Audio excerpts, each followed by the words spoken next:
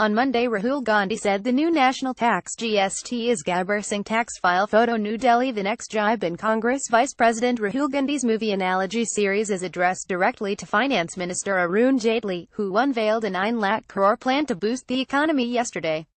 "Dear Mr. Jaitley, may the farce be with you," tweeted the 47-year-old Congress leader, a witty take on the cult phrase from Star Wars.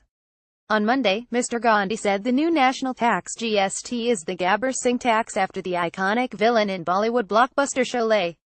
A villain that covets people's earnings, he explained a day later. "Dear Mr. Jaitley, may the farce be with you."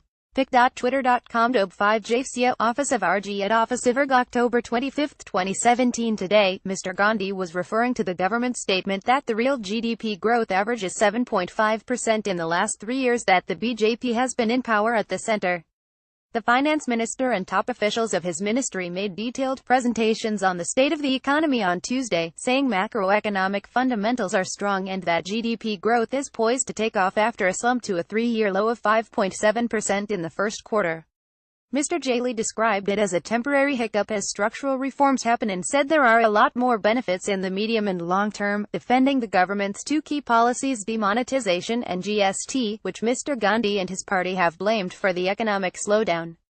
The real GDP growth average is 7.5% in the last 3 years, said Subhash Garg, secretary in the Department of Economic Affairs yesterday, also stating that a number of indicators show the worst is over and we are now back on the path to a high rate of growth in the next many quarters to come.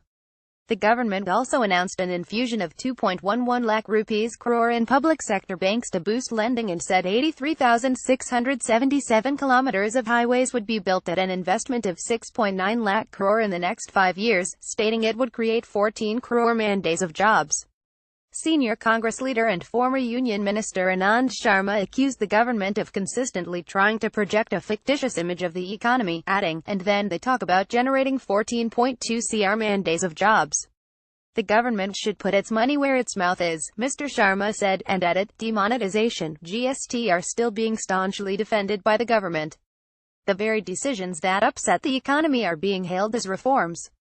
Mr. Jaitley had offered a stinging riposte to Rahul Gandhi's comments yesterday, saying, "Those who are used to the 2G scam and the coal scam will naturally have objections to a legitimate tax program.